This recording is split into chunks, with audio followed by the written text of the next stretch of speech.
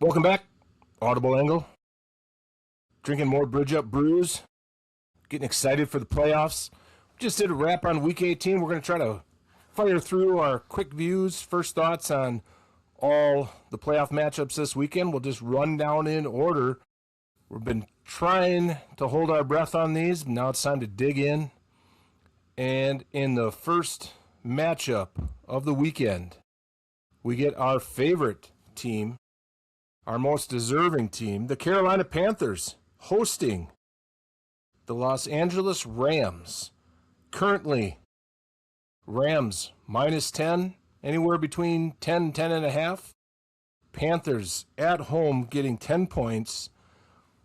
What the hell is going on? How did we end up in a place with a home team getting 10 points in the playoffs, Urbs? Yeah, that's the problem. We finished last episode on this. I believe at this point that episode will have aired, so everybody's heard it. But for that point, and maybe you skipped an episode because you like to hear about the playoffs and you didn't care about Week 18, don't blame you.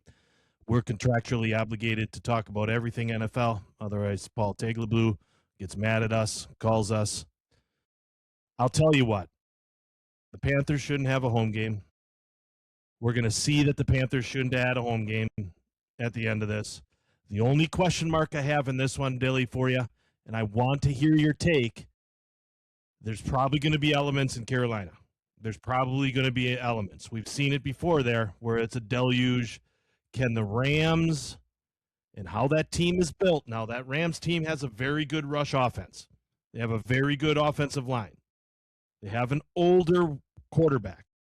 They have some very capable, assuming Adams is healthy, they have a very capable, skilled players.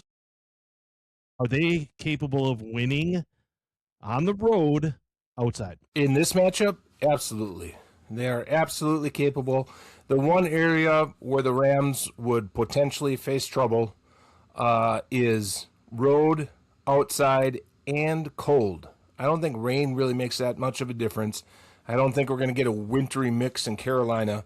I haven't actually looked at the forecast yet, so thanks for catching me off guard there. But I'll grab it for you. Keep talking. I'll grab it. I don't think that that's a factor in this matchup. I will, in the interest of accuracy, I will point out to everyone that the Rams have traveled to Carolina this year to play the Carolina Panthers, a fellow NFL team. And they were beaten from the starting whistle to the final whistle, essentially. And I don't know if it's essentially or it's not quite literally because they did score first that game. So there is a scenario in which Carolina can give the Rams problems. When you think of it, you usually, and maybe it's a little bit skewed, being a Packer fan, you think they can play some tough defense, Carolina that is, and run the ball.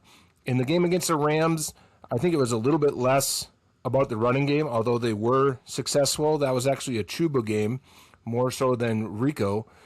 But they got turnovers. And what we really have to ask ourselves in this matchup is, do we think it's obviously conceivably possible? What is the real percentage chance that we see Stafford account for 3 turnovers? I believe it was 3, a couple picks and a fumble, at least one fumble, in a playoff game Saturday. I don't know. To answer your question, your weather question, a high of 70, a low of 47, and rain. So that's a mid-afternoon game, correct? Because the Packers play at 7. So it's a 3:30. So it's going to be relatively warm. I would say probably 60s.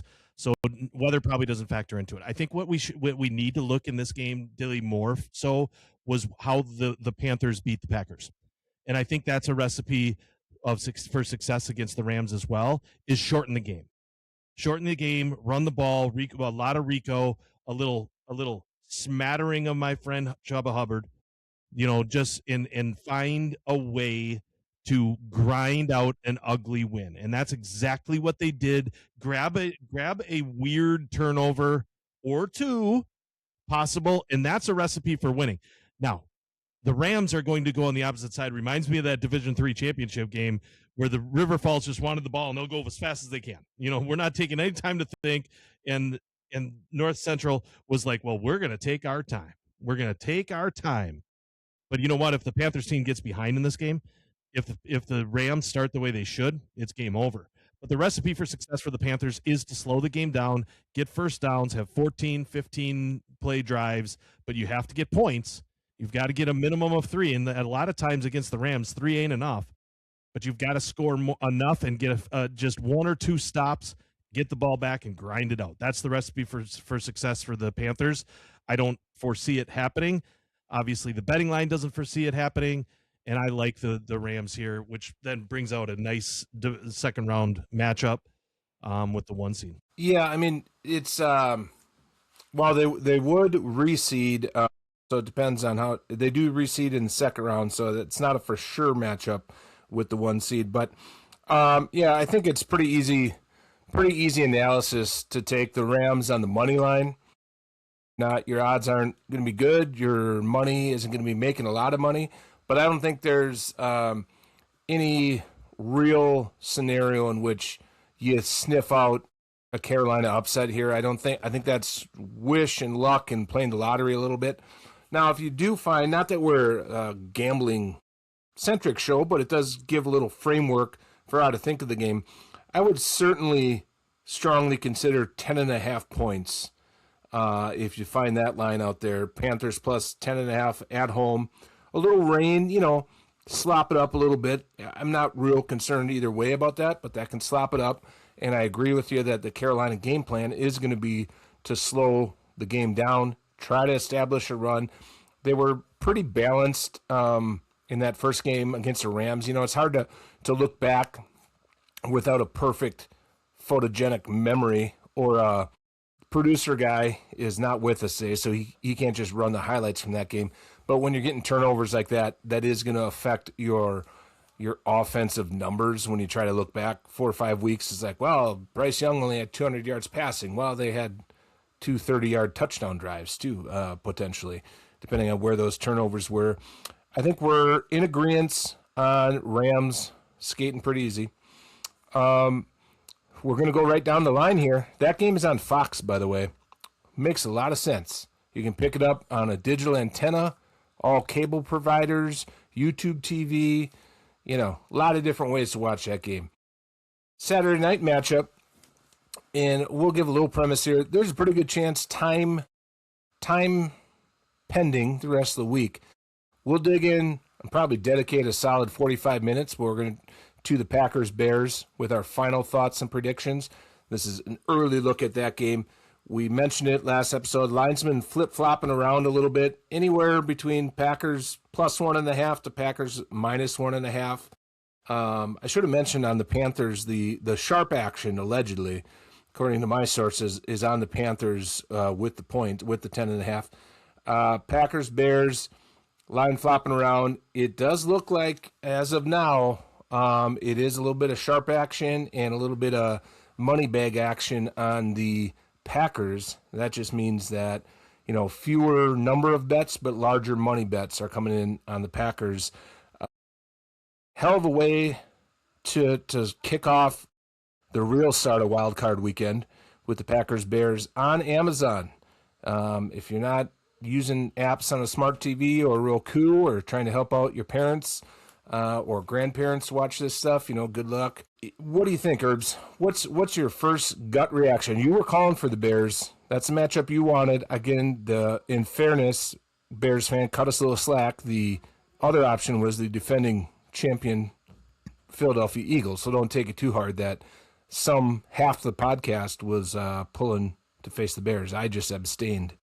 Well, I first gut feeling is the NFL got what they wanted. I mean, this is a primetime matchup. The Packers and Bears, believe it or not, have not faced each other a ton of times in the playoffs. Just doesn't work out that way, that one wins the division and one is in as a wild card. So this is something new in the playoffs. I mean, it's not unprecedented. It's happened before. I will tell you, as a Packer fan in the 7 seed, and we being the Packers, are limping into the playoffs. This is not a 7 seed like we were when we waltzed into Dallas and everybody was thinking the Packers got a damn good chance of beating Dak and the boys. Because that happened, and it happened convincingly. This is not that. But as a Packer fan, I have a lot of confidence because the two first games, one in Lambeau that we won and one in at Soldier Field, we should have won, could have won. To your point, you chronicled it very well. There was everything went the Bears' way in that game. Bears fan will argue that, but there was a lot of things that had to go their way. A random face mask, a dropped onside kick, which 8% of the league is getting that.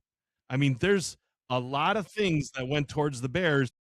Is the luck, and I said this last week, and it turned out that their luck did dry up in week 18.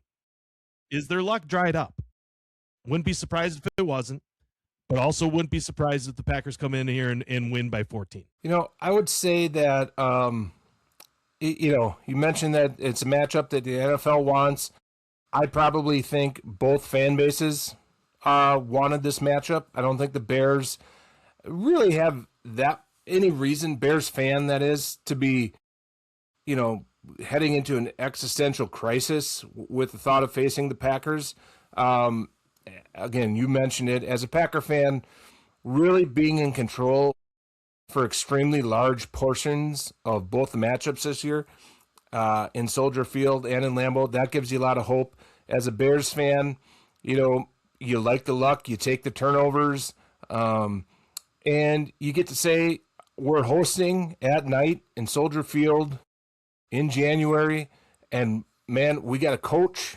We got Ben Johnson. We trust and believe in him. We got a run game against a team that has been pretty variable against the run. We talked about the matchup against the Ravens and how the Ravens have some unique things. Packer fans, maybe we can harken back to matchups against Detroit and the other two matchups against Chicago. For large stretches of the game, we held the run game in check, and that was without Micah Parsons, so we don't have to even do caveats there. So I think both fan bases feel pretty good here. I mean, the Bears did not show anything in week 17 and 18 that really changed my mind as far as what I saw or expected in week 16. Fact check me if I'm getting my weeks bungled up here, but I think the Packers offense will be able to move the ball. They should be able to move the ball.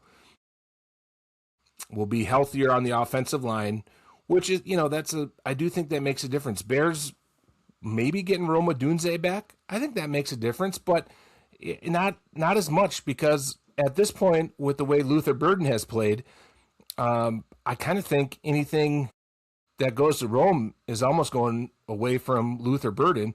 And DJ Moore had a big catch against the Packers.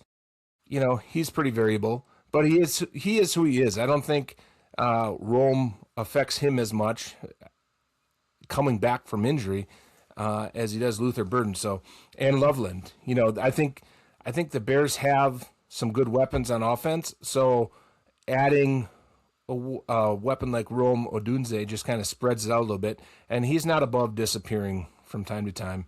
Maybe some of that was injury. But I think the Bears, the one thing the Packer fan can take away, though, is the Bears have maintained vulnerability on defense, certainly moving the ball up and down the field, which the Niners and the Lions did. Yeah, you're absolutely right. There's a couple of things at play here. We know we're going to move the football. That is a known fact, and I think Bears fan would agree. They're not going to think that they're going to win this game 10-7, 10-3. Like, their defense isn't that way. They're going to have to win this game 35-28, 35-31. That kind of game. That's a game they win with a last-minute touchdown. There's no reason to, keep your schedule open, right? Because this may be an overtime game. Keep your schedule open. Don't schedule dinner too early Saturday night. Don't schedule going to the party too early Saturday night, because this is a game that's going to go deep into the evening. It's going to be a nightcap game. But what I'll tell you, coming out of that last Bears loss, we talked about it. It's been talked at the water cooler a great deal here in Green Bay, Wisconsin. All we need in that next playoff game, if we see him again in the playoffs, because we knew after that game there's a good chance that we see him in the playoffs, we just need to be healthy. And we got there, Dilly. We're getting there, right? I think Josh Jacobs is healthier than he was last game. We know that we're going to get Zach Tom back. I believe that's going to happen.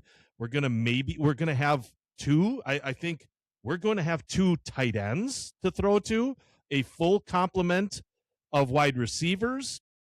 We're not going to be as healthy as we could because we know that Parsons is out. We know that Kraft is out. We know that Devontae Wyatt is out, contrary to my sleepwalking dream that I thought I had last episode.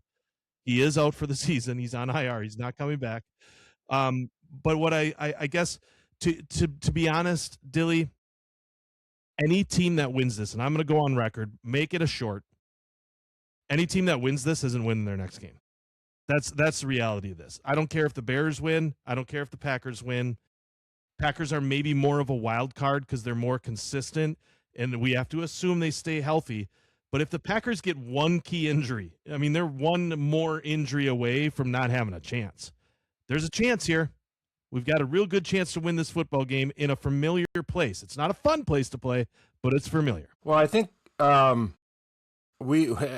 Packers, at least, we know the path a little bit further than the Bears. If we win, we're on the road to Seattle to try to exorcise some more demons, and who knows, maybe we'll end up at San Francisco or at Philadelphia to exorcise the rest of the demons. Obviously, that would be high times for the old Audible angle if we're still digging in for that many more weeks. Bears, but the only team they're not going to face is the Niners. If they win, they're facing likely the Eagles. I would say likely the Eagles, possibly the Rams. It just depends on who wins. But yeah, I wouldn't like their matchup against anybody else that's left. I mean, unless it goes complete chalk. Well, if it goes complete chalk, they'd get the Eagles. So they're getting the next best available, and it's Eagles or Rams in almost every scenario. And they did beat the Eagles earlier in the year, but that was earlier in the year. My big prediction is that somebody is going to win. Actually, I'm going to retract that. I'm already retracting my own. I was going to say somebody is going to win because it's not going to be a 1.5 game. However, the scenario in which this game comes down to a Bears comeback and a 2-point try down one, either fourth quarter or overtime, it's a lot higher than 0%. So I'll retract that, but I do favor the Packers. I don't think it's crazy talk to do that. We've been stumbling backwards for a while. All we could do is get healthy. Bears went all out, had a tough game, had 2 tough games, traveled out west, and then lost this week to the Lions at home. It didn't do them any favors to play rigorous games late on Sunday and then have to play again Saturday while we rested up. We're going to keep this thing moving, though. And I think Sunday we actually get into a pretty good slate of interesting games here with, Panthers as the only real dud, and then we kind of finish on a potential dud.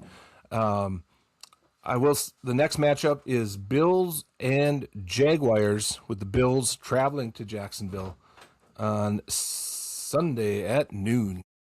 This is where it gets a little juicy. My favorite coming out. My 2 favorites, because I'm allowed to have 2 favorites. I'm prematurely choosing my 2 teams to get in the NFC or AFC Championship. I think the Jaguars are a team that's playing hot. I think the Jaguars are a team that has a quarterback that has a high ceiling. I would argue that he is one of the top 5 current quarterbacks in the league, and he's only getting better. He's got all the physical tools. He's one of those quarterbacks that just had nothing around him. Now he's got some wide receivers to throw to. ETN is playing well. They've got some dangerous players, but in this matchup, what concerns me, and I don't know if you have a quick line on this, Dilly, but the Bills just have it, and that's Josh Allen. We've all seen it, and maybe the Josh Allen of 2, 3, 4 years ago, or the last 5 years at least, isn't the same guy. He was the MVP last year. I'll remind you of that. and that's for a reason. He hasn't fallen that far. They've got also the NFL's leading rusher on that team. Boy, that was a good gamble on that contract. Nice work, Bills. But I do like the Jaguars here. The Jaguars are at home, correct? Yes, because that's a wild card team. It's in Jacksonville. The Bills, again, this is kind of one of those lines that could end up moving around a little bit, but the Bills are favored by 1.5. So, point and a half in the NFL, that's basically pick 'em. You might as well just call it a pick 'em game. Early indications are a little bit more, by percentage, a little fewer bets, but more money is coming in on the Bills as about a 1.5 favorite. I mean, what a quintessential matchup for the NFL. As much crap as we give them about the scheduling situation, this is a perfect matchup of, the superstar Josh Allen, in a lot of ways carrying his team. Now, you're right, though. That might be a little overblown with what James Cook is doing this year in the run game, but they don't have superstar receivers, and Allen is doing it with his legs and his arm, and sometimes both at the same time.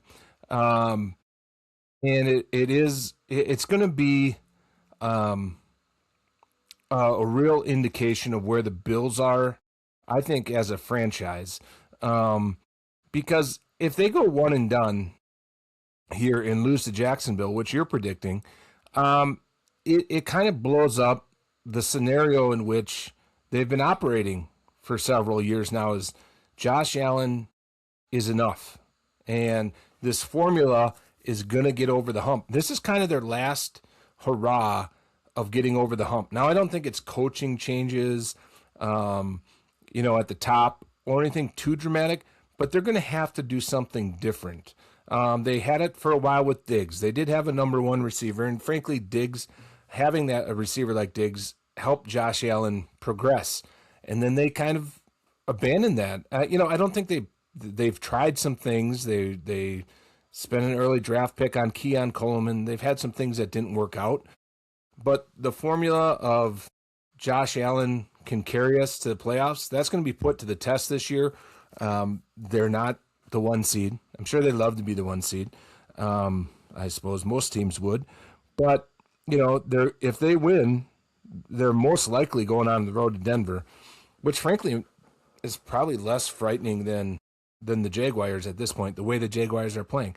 And then it's against a team that is generally, as we've discussed, balanced offensively, defensively. They can run, they can throw.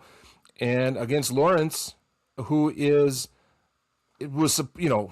he number one overall pick? I believe he was. Yep. And one of the best quarterback prospects of all time. And hasn't really, they had one big playoff win a couple years back, but it's been pretty non-distinguished, whatever the word would be, career so far. Like, good, but not great, sometimes not even good. Frankly, I think that's the best thing for Trevor Lawrence. I mean, I think that's why he is where he is right now, because he didn't have to be in the spotlight. He didn't have to carry a team. He was on a team that was middling at best. I think that year that they had a win, I think they were a low seed. Like, they weren't winning divisions. They weren't doing what they're doing this year. And now he's kind of seen it. He's had a taste. He's playing. Now he's got better players around him. And he always has been that guy. But hey, NFL coaches, maybe it's time you give a guy some time to develop. Drake May a year ago looked terrible. He's a rookie this year? Is he a rookie this year, or is this second year? Yeah. Last year, Drake May looked terrible. And the team he played on was terrible. But at least he developed non-distinguished, as you state. I would say Trevor Lawrence was more under the radar because his team was bad. We all knew that Trevor Lawrence was really good in college. We all knew he could chuck it around, and now he's just showing it on the biggest stage. And I'm a believer, man. I'm pushing all in on Trevor Lawrence right now. I will be honest, it's not all in like Indiana all in. Yeah, but it's not Cignetti's swagger just yet. Yeah, it needs to be said in both those cases, Drake May and Trevor Lawrence. I mean, if there was ever lack of evidence, I wasn't aware of it, but coaching matters in the NFL. because the other thing with Lawrence is, if you recall, Jacksonville was screwing around with Urban Meyer, the guy that, how did he ever get that job? Just a horrible fit. I don't even know who they had last year, but I know they have Liam Cohen, and now they brought in, an offensive guru, kind of, Ben Johnson light, one might say. He wasn't as hyped, and he's obviously in the same spectrum of dork as Ben Johnson. Ben Johnson probably cooler with the shirt off. Liam Cohen with the Duval, pretty lame, pretty weird, but I think it's perfectly fine to have some weird in your offensive guru.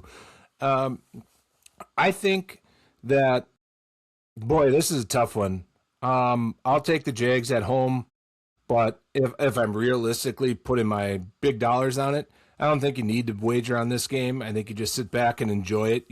Enjoy a superstar that might be undermanned at some other positions on the field against, a guy that was supposed to be a superstar, maybe has gotten himself back on that path, and a first-time coach. And you just watch this game. It'd be a pass wager-wise for me, but I think Jacksonville.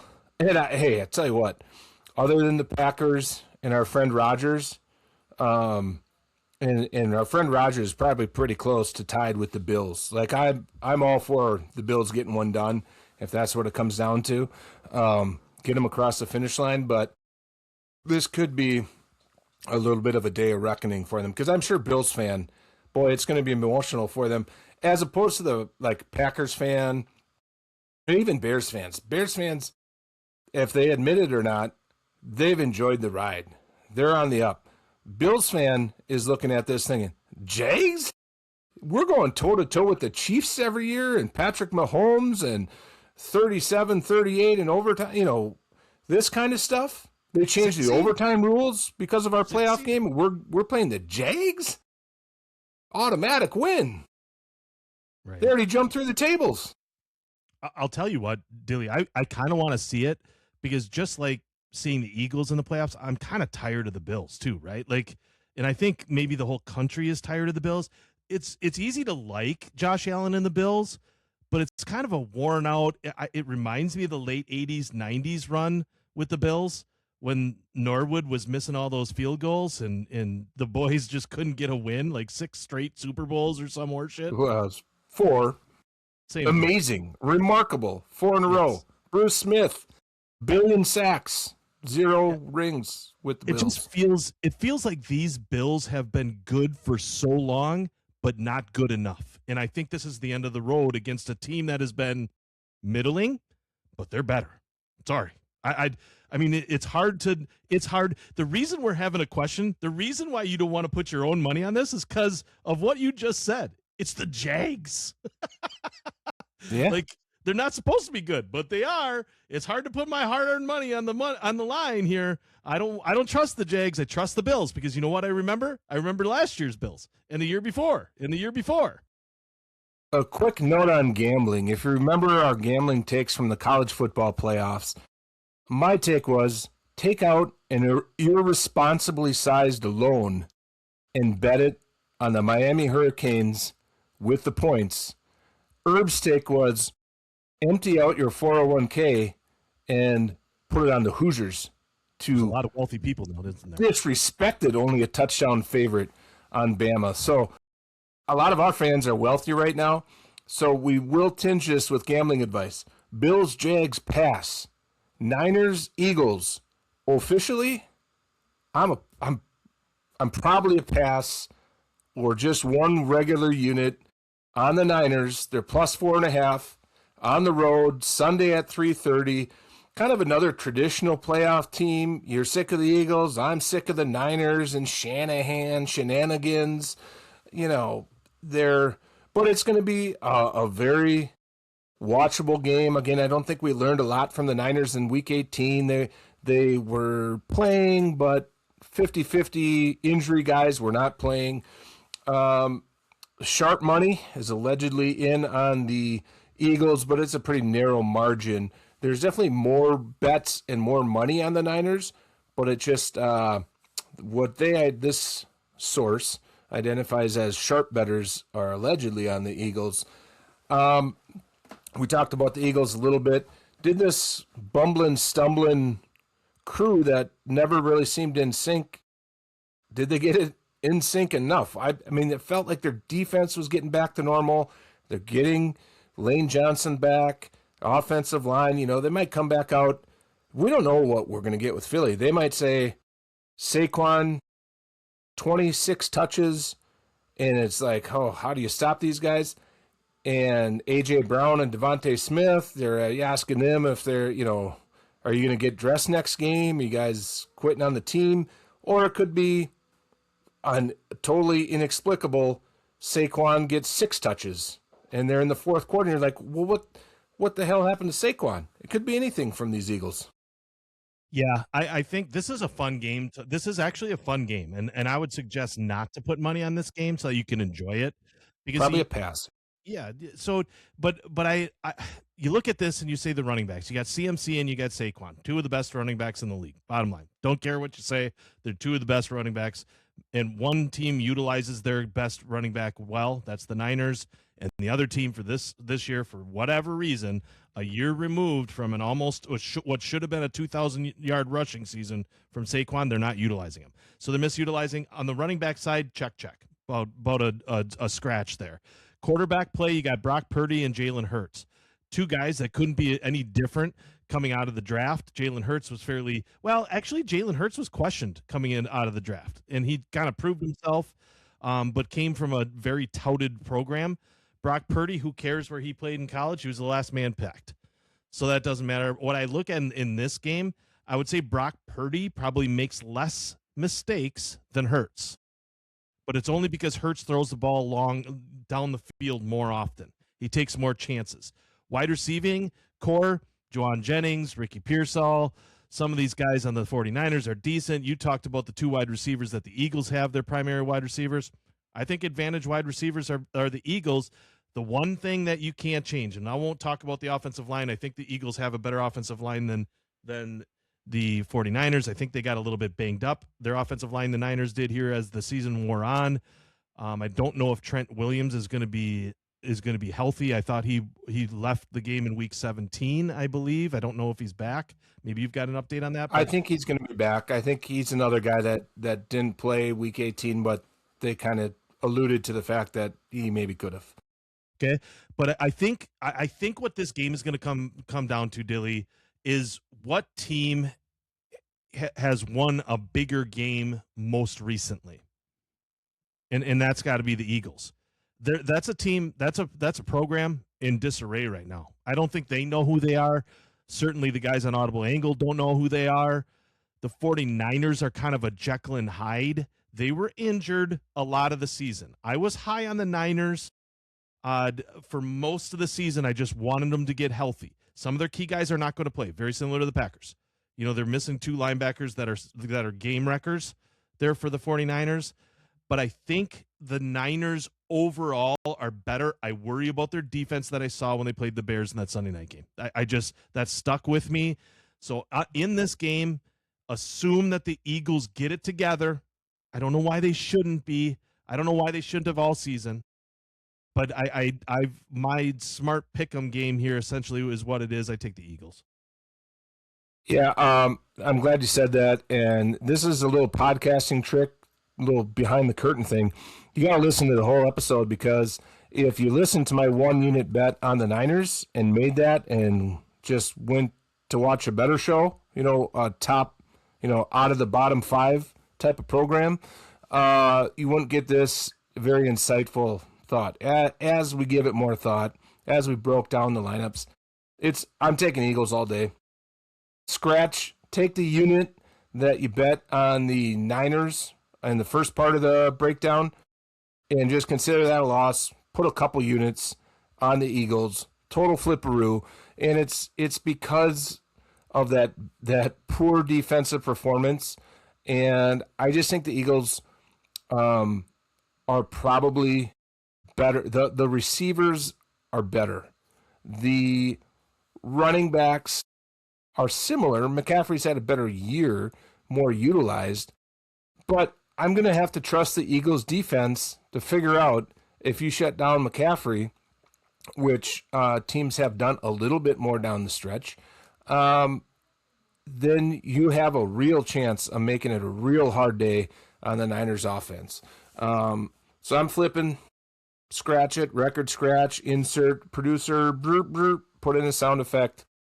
Either pass or go ahead and put on the Eagles and enjoy the game. Chargers, Patriots. Chargers are at the Patriots, Drake May-led Patriots. They are plus 3.5 points. A little bit higher percentage of larger bets are on the Chargers so far, but I think that's one of those lines. 3.5, it's just about the hook, you know. You just playoffs, field goal game. I'll take the extra half point in the win. Chargers did do a full rest scenario in Week 18, and I think that's another team that was real important. I mean, Justin Herbert was out there playing with a broken hand. He's played with a lot of different injuries. I think he's a very good quarterback. I think the team has traditionally for years found miraculous ways to lose. And I think they got over some of that this year. You like the sound effect? The natural sound effect? It happens when you have 11 sodas a day. We can edit that out in post. I like the Chargers here, and the main factor is I think the Patriots are a little bit vulnerable on defense. They don't have a shutdown defense, and I think that bodes well for the Chargers. It's Drake May in his first playoff game, which, that's an easy thing to say about a lot of these young quarterbacks. But I think Chargers will do enough here to actually get a little upset on the road. I'm tired of the Patriots, Dilly. Sorry, I know. This is a complete hangover from the Belichick-led Patriots. I'm going to stick with my early gut in the Patriots are frauds. The fact that I had to listen to the weird second-year quarterback commentary from Mr. Guy behind the microphone, which I get I am, talking about Drake May as a favorite for the MVP. Too soon. On a last place season removed schedule, they're fraudulent.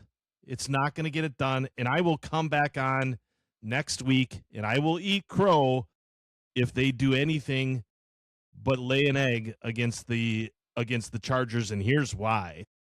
I don't know who the Chargers running back will be. It feels like they've had 37 running backs this season, most of which get injured. I know they have Keenan Allen as a wide receiver, but I don't care who they have at wide receiver. They've got a gunslinger, hardcore dude behind at quarterback. That guy's the guy. I mean, he's the guy that I want to sit down and have beers with and talk stories about him playing 3 weeks with a broken hand, with basically what kind of amounts to a cushion. Like what you get in like a gun, like when you order a gun, it's that like gray cushion that's on there, and they just slap that on the back, and he's like, let's just do it. It looked like he was playing with a dead hand. That Justin Herbert is easy to cheer for because he's a gamer, and I want a gamer winning games as a 7 seed in points, hitting points. It doesn't matter. He's going to do what it takes. On 3rd and 7, he's finding Keenan Allen. On 3rd and 6, he's finding Keenan Allen. This game is the Chargers win. I wouldn't tell you to take a lot out on it because it's tough to pick a 7 seed over a 2 seed. But this year, in the playoffs, there's going to be 2 7 seeds playing in the next round. If you bring up the Chargers running back. Sorry, I got stuck on that thought of it a little bit. It's Omarion Hampton and Kamani Vidal are the main guys. They're both kind of dinged, so it's a little unclear. Vidal just came back from injury. Hampton's been nursing an ankle. And like we said, they benched everybody week 18, so we don't get a clear cut on that. I don't know who you're in general. You're just saying the general guy behind the mic calling for Drake May MVP, or were you specifically? No, I don't know. It's just it's commentary, right? Like I don't. It's in the media. Yeah, in the media. it's media commentary saying Drake May is a leading candidate for the MVP. I don't necessarily know who the leading. I don't have a better guy, but it certainly isn't Drake May on a team from the Patriots that's fraudulent. I mean, who have they played? Like, who is there out of their like? I know they're the 2 seed, but they feel like the Bears 2 seed. It's like, I'm not. Years past on a 2 seed, I'm putting a couple hundo and kind of not even thinking about the game because I'll just see him in the second round and then I'll make a decision if I want to bet against him. I mean, it's safe to say they at no point did they really face a murderer's row of teams. So, they faced the Ravens a couple weeks ago. The Ravens are not in the playoffs. I don't even know if Lamar Jackson played in that game. Probably not. I mean, and if he wasn't healthy.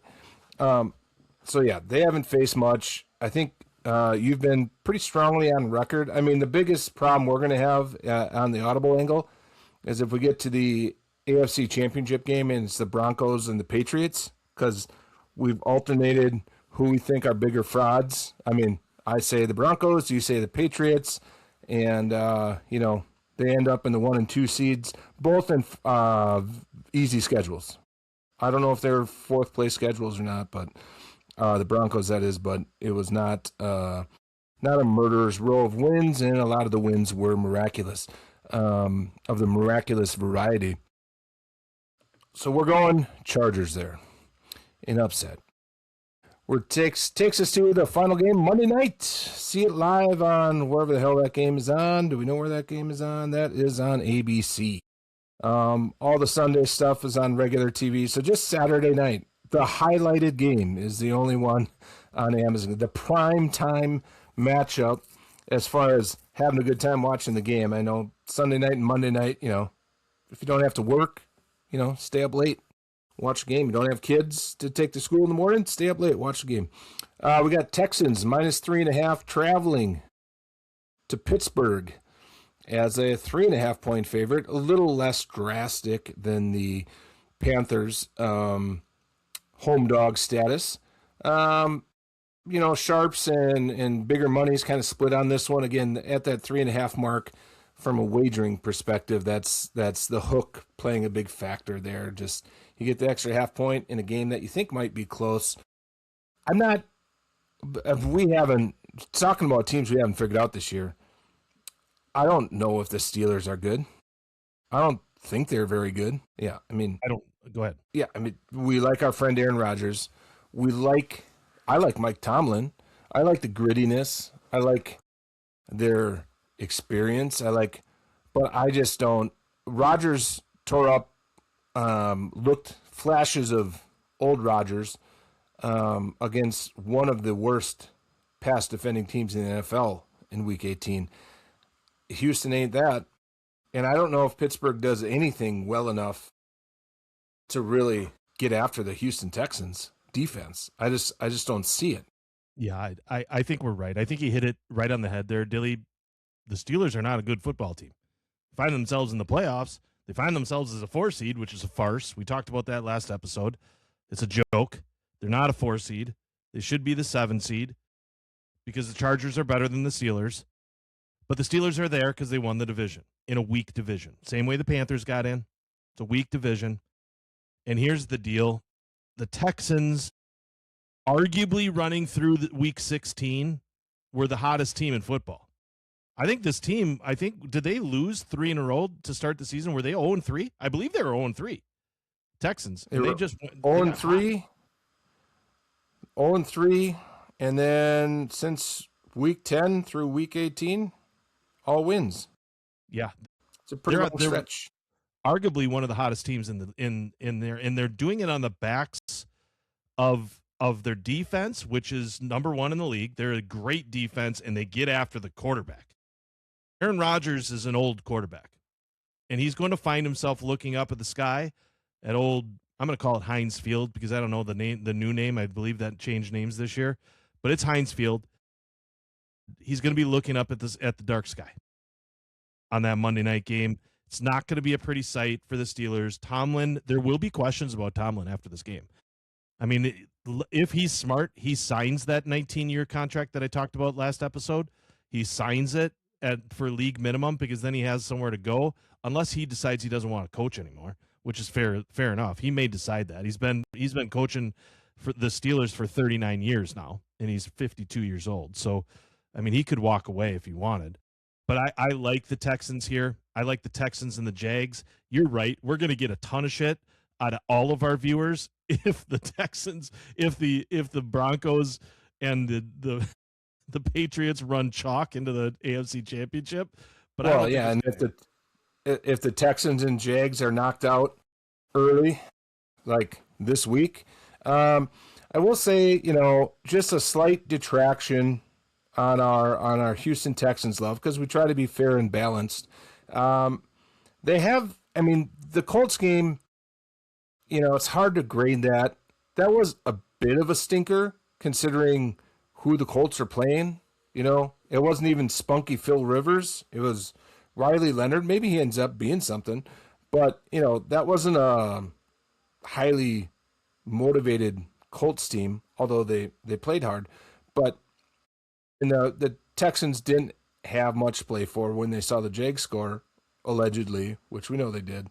Somebody did, but they have had, week 16, 23-21 against the Raiders. I don't care what happened that game. That's a stinker. I don't care if you played the backups. That's a stinker.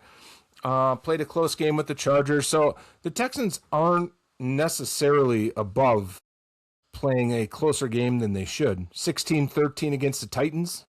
Maybe this is playing down to competition, and that was after they got hot. So wasn't the streak started with C.J. Stroud getting healthy, though, if I'm correct. In the first 8 games, C.J. Stroud wasn't healthy, and there was some Mills games there that I know he's serviceable.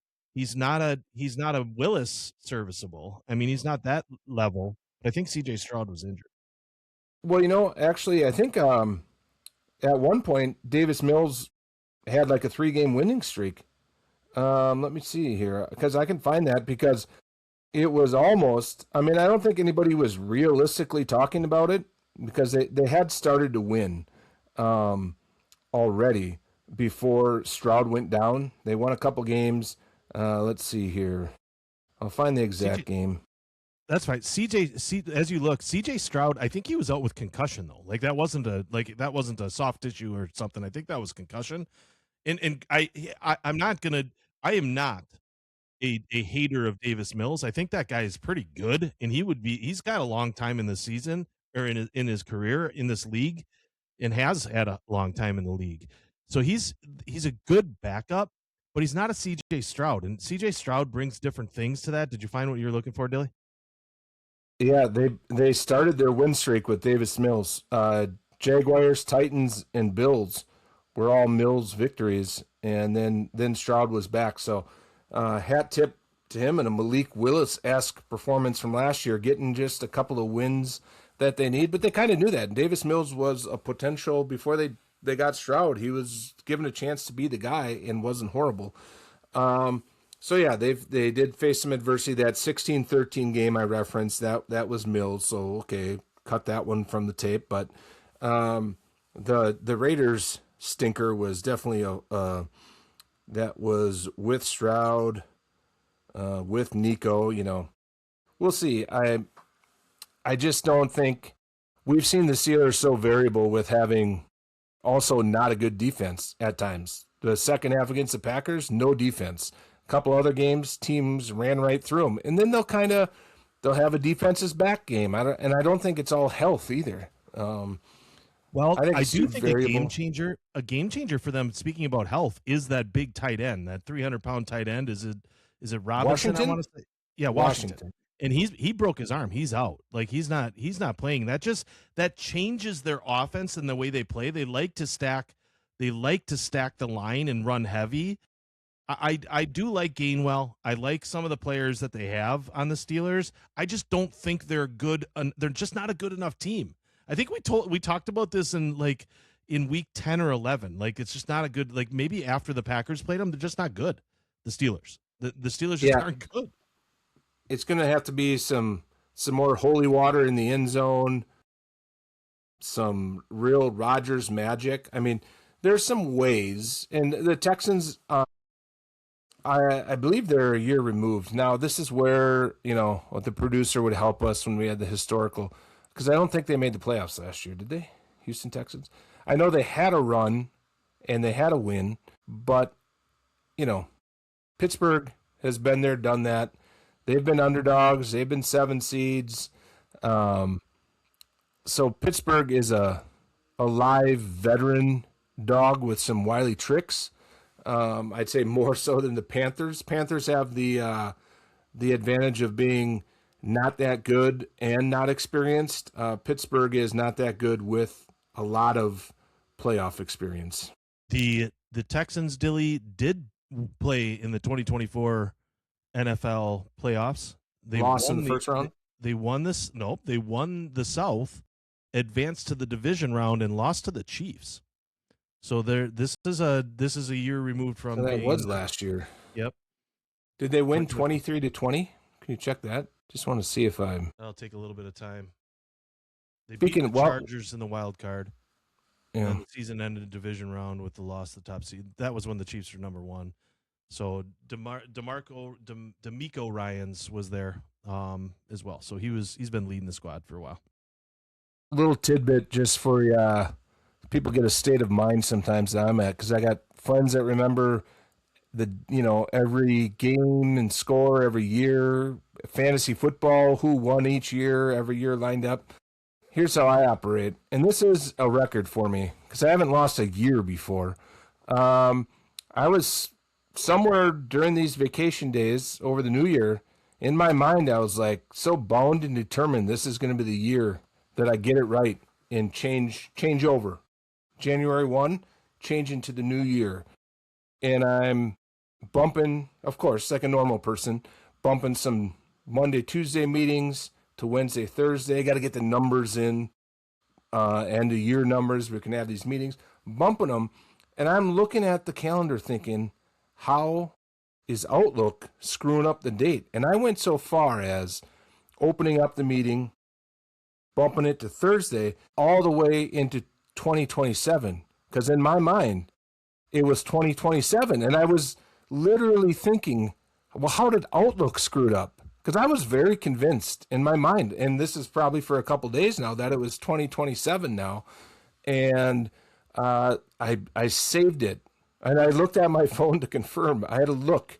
I had to take a double look to confirm. I did not hit send update to all meeting participants, and I backed it back down to January 2026. But so there you go. I might get some years confused, and this is the first time ever I missed an entire year. I probably was thinking I was going to turn 49 already, but also untrue. Yeah, I think. Hey, can I throw an audible at you? I know that we just got done and we want to put a wrap on the playoff, but I'm going to call Can. Something we didn't talk about, Dilly, last episode, and it needs to be talked about, and something kind of cool in that you and I have kind of lived through here. We just witnessed on week 18 record-breaking performance. Our guy from Cleveland, Myles Garrett, 23 sacks in the year. But what I think is cool, what I want to say that is cool, is you and I, being at the ripe old age of 47, we have seen Myles Garrett, Michael Strahan, T.J. Watt, Jared Allen, Justin Houston, Chris Dolman, Reggie White, Aaron Donald, Lawrence Taylor, J.J. Watt, Derek Thomas, DeMarcus Ware, all the way down the line through the top 15. There is only one player that you and I haven't been in our prime to watch as far as sacks leaders, and that is. Yep. Can you tell me who you do? Can you name that player? 100%. And I remember watching him too. I think he did a little Tim Harris 6-shooter in there too. Mark Gastineau, baby. You got it. Nice work. The best. The Jose Canseco of rushing the passer. I think. If you follow my logic there, that was a different time in the 80s. But yeah, he got after it, and number 99 for the Jets. So obviously perfect memory. Just don't ask me the years. I'm sure it was the 80s, but probably 86, 88? It was actually 84, but I think Gastineau played into the late 80s, though. I believe I remember him playing 88, 80. I believe I had his playing card. He was an interesting fella, for sure. You got him right in your comment. But boy, I thought that was interesting that all of those sack leaders, and that's not a statistic that is created by the difference of playing in the NFL, right? Like that's not. I mean, maybe it's a statistic that is being inflated a little bit because there's more passing in the last 10, 15 years. So there's more opportunities to get sacks. But boy, I don't know. I think that record is made to be broken, and I'm hoping that the next guy that breaks that is going to be right here in Green Bay in the next 3 years. I will say for the collective, listener, we do get some older listeners, especially some older women. They like the looks. That, of course, there is the caveat, and I don't know exactly the year, but they did not have sacks as an official stat for a lot of years. So there's some old-time guys that allegedly, I mean, guys have gone back and watched as much film as there's available. So people, if you get with an old-timer, well, maybe not even an old-timer, they'll get into you a little bit about, yeah, they weren't counting them until 1981 or something like that. So, yeah, but still, it was 82. 82 was the year 82. that they got. So the guy that you're talking about is the Detroit guy, Al Baker. Al Baker had a ton.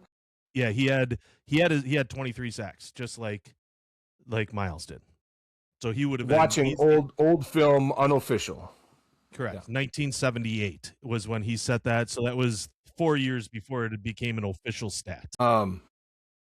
Yeah. So, but I mean, it's still pretty awesome that it's a testament to. Was Tim Harris on that list, by the way? Didn't he have like 19 one year? Yeah, Tim Harris is on the list. No, he's not. So he must have had less. Nope, he is 19 and a half, 1989. Tim Harris, right below. He's tied for 50. Guys like Deacon Jones and stuff back in the day, But then you can always counter that with, well, yeah, they could wear an unnecessary cast on their forearm and deliver a casted forearm shiver to the head to the offensive lineman every play too. So yes, it's different eras, different rules. We appreciate Myles Garrett. He's one of the best football players around. Now the whole sack thing and being on a dumpy team, it gets weird. I've seen some clips like on running plays all the way to the sideline away from him. Maybe week 13, you're 2-10 or whatever. You just think, am I going to chase that guy around a little? Maybe take a little break, but he's an animal. We appreciate good play. I thought you were going to mention our guy, Daniel Whelan, punter of the year, baby. Yeah, I'll tell you what, and that's not that actually. If that was an award, he would easily get it because he is so consistent. I mean, that dude, 466 yards of offense, and I don't care what you say, that was an offensive stat because that is the only reason that it was 16-3. The other side note on that game too.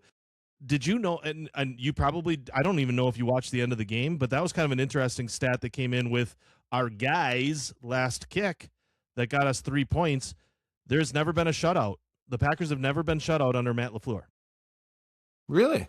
Yeah, so that secured that stat. So that was kind of an interesting stat which is why we went and kicked the field goal when it didn't matter. But so he was obviously aware of it. No. Yes, sir. That's not why. You do that, you get those guys a rep. You want to get that some backup special teams guy, that's an important rep. It's a game-like rep. It had nothing to do with that.